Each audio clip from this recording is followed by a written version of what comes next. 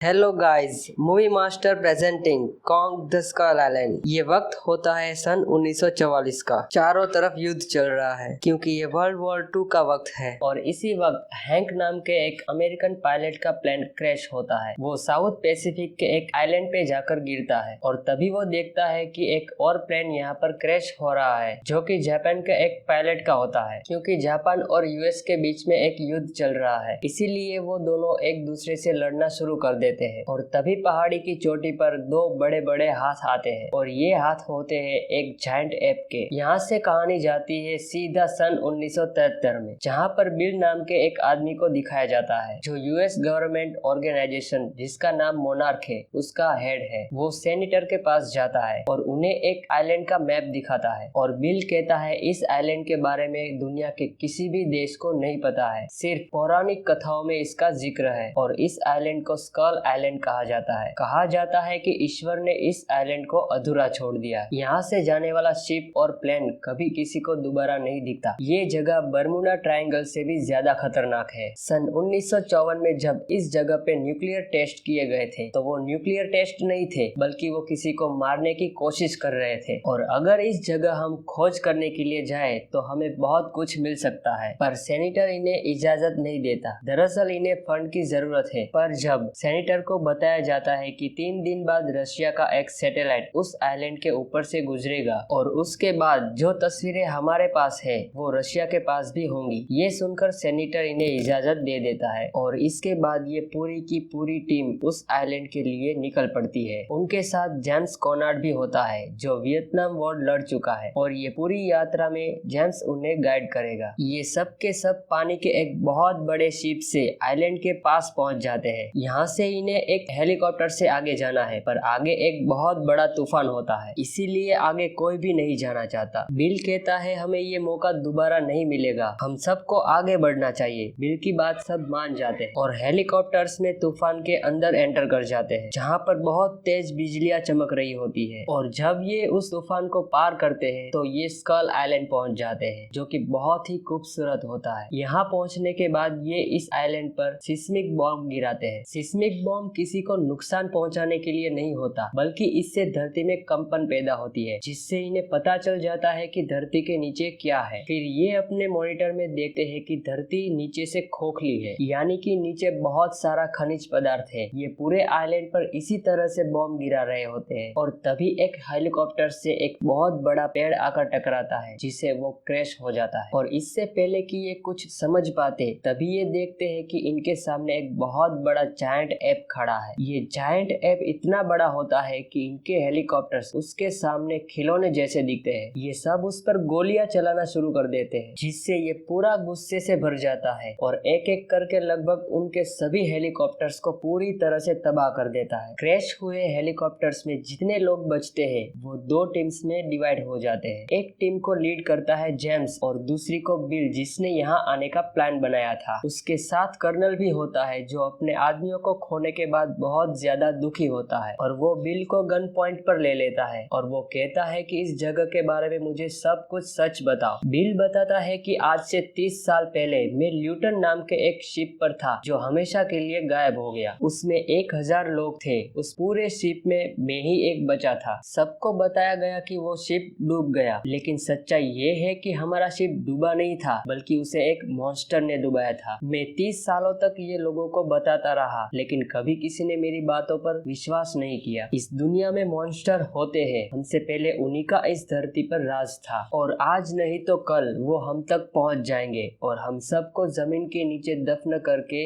एक बार फिर से इस धरती पर कब्जा कर लेंगे। मैं चाहता हूँ कि तुम हमें पूरे सबूत के साथ यहाँ से सुरक्षित वापस ले जाओ, ताकि हम वो सारे सबूत मिलिट्री को दिखा सके और वापस आकर इन सब मॉन्स्टर को हमेशा के लिए खत्म कर दे। और वहीं दूसरी तरफ जेम्स और उसके साथियों को दिखाया जाता है। जेम्स सबको कहता है कि हमें नदी के सहारे समुद्र तक पहुंचना होगा, वहां पर हमारा शिप 3 दिनों तक रहेगा। हम किसी भी तरह सिग्नल भेजेंगे ताकि वो हमें यहाँ से सुरक्षित निकाल ले। और जब ये नदी के पास पहुंचते हैं तो पानी से एक बहुत बड़ा ईवी बाहर निकलता है, जिसे देखकर सबके सब हैरान हो जाते हैं। जेम्स कहता है कोई गोली नहीं चलाएगा, और जब ये गोली नहीं चलाते तो ईवी ने बिना कुछ करे लौट जाता है। अब ये आगे पहुंचते हैं, जहाँ पर कुछ खंडर होते हैं और एक ही पल में बहुत सारे आदिवासी इन्हें चारों तरफ से घेर लेते हैं। ये भी उन पर गन तान देते हैं और इससे पहले कि ये कुछ समझ पाते कि इन्हें क्या करना है कि तभी यहाँ पर हैंक आ जाता है। हैंक वही यूएस सोल्जर है जिसका प्लेन आज से 28 साल 11 महीने पहले जब वर्ल्ड वॉर 2 चल रहा था इस आइलैंड पर क्रैश हुआ था। वो इन्हें समझाता है कि कबीले वाले इन्हें कुछ नहीं कहेंगे और इसके बाद हैंक उन्हें कबीले वालों के एक गांव में ले जाता है जहाँ पर एक बहुत पुराना शिप भी होता है। हैंक कहता है कि मेरे आने से 10 साल पहले ये शिप यहाँ पर आया था और जब ये शिप के अंदर जाते हैं तो ये देखते हैं कि जायंट एप जिसने उनके ऊपर हमला किया था उसकी बहुत सारी तस्वीरें हैं और यहाँ के लोग उसकी पूजा करते हैं। इस आइलैंड पर जितने भी लोग हैं वो पूरी तरह से खामोश होते हैं। इन सब का हमेशा के लिए मौन व्रत होता है। यहाँ पर हैंक सबको ऐप के बारे में बताता है कि जिस ऐप ने तुम्हारे ऊपर हमला किया था उसका नाम कॉन्ग है, वो यहाँ का राजा है, वो यहाँ पर सबकी सुरक्षा करता है। जब मेरा प्लेन यहाँ पर क्रैश हुआ था तो एक जापानीज प्लेन भी यहाँ पर क्रैश हुआ था और उसका पायलट मेरा दोस्त बन गया था। लेकिन धरती के नीचे कुछ ऐसे जीव है जो छिपकलियों की तरह दिखते हैं, उन्हें मैं एक स्कल क्रॉलर कहता हूँ। वो मेरे जापानीज दोस्त को खा गए। उन सभी छिपकलियों में एक छिपकली इतनी बड़ी है जो कॉन्ग की पूरी परिवार को, पूरी जाति को खा गई और अब कॉन्ग अपनी जाति का आखिरी बचा हुआ है जो अब भी बढ़ रहा है। कहा जाता है कि अगर कॉन्ग खत्म हो गया तो विशाल स्कल क्रॉलर बाहर आ जाएगी और यहाँ इस आइलैंड पर हर एक चीज को खत्म कर देगी। ये हैंक को पूछते हैं कि कॉन्ग ने हमारे ऊपर हमला क्यों किया। हैंक इन्हें बताता है कि ये आइलैंड कॉन्ग का घर है। अगर तुम किसी के घर पर बॉम्ब ब्लास्ट करोगे तो वो तुमसे इसी तरह से पेश आएगा। साथ ही तुमने जब बॉम्ब गिराए थे तो नीचे से स्कल क्रॉलर बाहर आ गए थे जिन सबको कॉन्ग ने खत्म कर दिया, नहीं तो तुम में से कोई भी नहीं बच पाता। ये हैंक को बताते हैं कि 3 दिनों में हमें आइलैंड की दूसरी छोर तक पहुंचना है जहाँ पर समुद्र में हमारा शिप हमारा इंतजार कर रहा है। हैंक इन्हें कहता है कि तुम वहाँ 30 दिनों में भी नहीं पहुँच सकते, लेकिन मेरे पास एक बोट है जिससे हम 3 दिन में वहाँ पहुँच सकते, पर पहले हमें उसे रिपेयर करना होगा। वहीं दूसरी तरफ दिखाया जाता है जहाँ पर पैकर्ड, बिल और उसके लोग जंगल में आगे बढ़ रहे होते हैं। तभी उनके ऊपर एक बहुत बड़ी मकड़ी हमला कर देती है। ये उस मकड़ी को मार देते हैं। इन्हीं का एक और साथी होता है जो दोनों टीमों से अलग हो जाता है जिसका नाम चैपमैन है और जब वो नदी में पानी पीने के लिए जाता है तो वो देखता है कि सामने से कॉन्ग आ रहा है। कॉन्ग उसे नहीं देखता और जब कॉन्ग पानी पीता है तो उस पर एक बहुत बड़ा ऑक्टोपस हमला कर देता है, पर कॉन्ग उसको मारकर खा जाता है और वहाँ से निकल जाता है। चैपमैन उसके बाद एक पेड़ के ऊपर बैठ जाता है, पर ये कोई पेड़ नहीं होता बल्कि ये एक क्रिएचर होता है, पर वो यहाँ से भाग जाता है क्योंकि उसके सामने स्कल क्रॉलर आ गया होता है। तभी स्कल क्रॉलर चैपमैन को खत्म कर देता है। वहीं कबीले में दिखाया जाता है कि सब बोट को रिपेयर कर रहे हैं। इन्हीं में एक लड़की को दिखाया जाता है जिसका नाम मैसन है जो कि एक फोटोग्राफर है। जब वो कबीले के बॉर्डर पर लकड़ी की बनाई हुई एक खतरनाक दीवार के दूसरी तरफ जाती है तो वो देखती है कि उनका हेलीकॉप्टर एक बहुत बड़े जंगली भैंसे के ऊपर पड़ा है जो अभी भी जिंदा होता है। मैसन हेलीकॉप्टर को उठाकर उस भैंसे की मदद करना चाहती है, पर हेलीकॉप्टर बहुत भारी होता है। तभी यहाँ पर कॉन्ग आता है। वो हेलीकॉप्टर को अपनी 2 उंगलियों से उठा लेता है। मैसन कॉन्ग को देखकर बहुत ज्यादा डर जाती है, पर कॉन्ग उस पर हमला नहीं करता, बस उसे नफरत भरी नजरों से देखता है और इस जगह से चला जाता है। इसके बाद अगले दिन ये सभी लोग बोट से आइलैंड के दूसरे छोर की तरफ निकल पड़ते हैं। रास्ते में इनका रेडियो काम करना शुरू कर देता है। ये दूसरी टीम जिसका लीडर अब कर्नल है क्योंकि बिल मर चुका है, उन्हें बताते हैं कि बहुत जल्द हम तुम तक पहुंचने वाले हैं। पर तभी इनके ऊपर उड़ने वाले खतरनाक पक्षी हमला कर देते हैं जो इनके एक साथी को उठाकर ले जाते हैं और मार देते हैं। कुछ ही देर बाद ये दूसरी टीम से मिल जाते हैं जहाँ से इन्हें अब दूसरी तरफ जाना है जहाँ पर इनका शिप है। पर कर्नल कहता है कि मुझे वेस्ट की तरफ जाना है क्योंकि वहाँ पर मेरा एक सिपाही है जिसका नाम चैपमैन है, उसका हेलीकॉप्टर क्रैश हुआ था। दरअसल कर्नल को नहीं पता कि चैपमैन अब मारा जा चुका है। हैंक यहाँ पर सबको चेतावनी देता है कि हमें वेस्ट की तरफ नहीं जाना चाहिए क्योंकि वहाँ पर स्कल क्रॉलर है, लेकिन कर्नल जेम्स को कहते हैं कि तुम्हारा काम हमें रास्ता दिखाना है, साथ ही उन लोगों को ढूंढना जो खो चुके हैं। इसीलिए जेम्स को उसकी बात माननी पड़ती है और अब सब के सब वेस्ट की तरफ जाते हैं जहाँ पर ये सब एक कंकाल की घाटी तक पहुँचते हैं। हैंक इन सब को बताता है कि ये जो कंकाल है ये डायनासोर्स के हैं और कॉन्ग की फैमिली के हैं और जब ये इस घाटी से आगे बढ़ते हैं तभी इन पर वो स्कल क्रॉलर जिसने चैपमैन को मारा था वो इन पर हमला कर देता है। साथ ही यहाँ पर उड़ने वाले पक्षी जो इनके एक साथी को